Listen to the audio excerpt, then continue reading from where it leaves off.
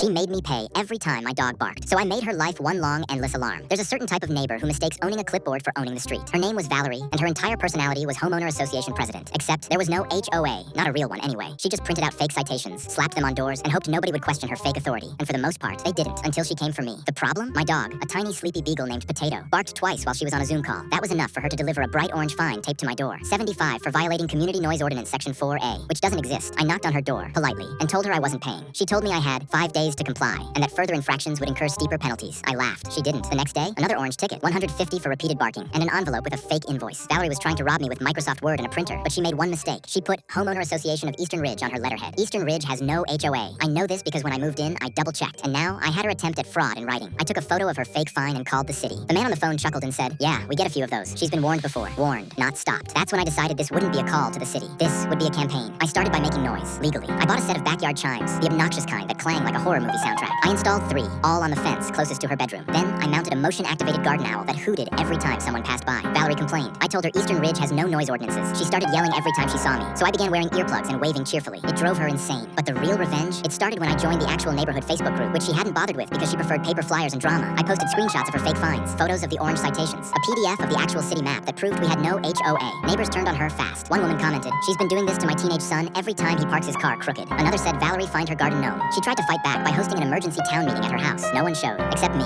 in a lawn chair, with popcorn. Now here's where things got beautiful. Valerie's job? She works from home. She's a freelance grant writer, and her clients depend on quiet Zoom meetings, stable Wi-Fi, and her ability to concentrate. So I gave her the exact opposite. I legally filed for a backyard construction permit to renovate a meditation deck. It included 3 weeks of early morning drilling, sawing, hammering, and the constant presence of a very talkative crew of guys who loved 2 things, iced coffee and classic rock. I wasn't breaking any rules. I was improving my property value, which, according to Valerie's own pamphlets, is a shared neighborhood concern. Her clients started leaving. I know because one of them accidentally emailed me, thinking I was her assistant. That's when I got bold. She tried retaliating by reporting me to animal control. Joke's on her. Potato is a registered therapy dog. Instead, they cited her for malicious reporting. I framed the letter. At this point, she was unraveling. But I wasn't done. I installed solar-powered floodlights that flicked on every time a leaf blew across her yard. I applied for a public little free library box, then placed it directly across from her front window, where people constantly stopped, chatted, and blocked her driveway. She begged me to stop. Actually begged. So I printed her words out, framed them, and added them to my fence, titled The Real Homeowner Association Charter. Valerie listed her house for sale last week. The listing includes peaceful surroundings and quiet neighborhood charm. The top comment on Zillow, "Hope you're not allergic to wind chimes." She made a game out of fake rules and fake authority. So I built a playground out of her pride and made her live in it.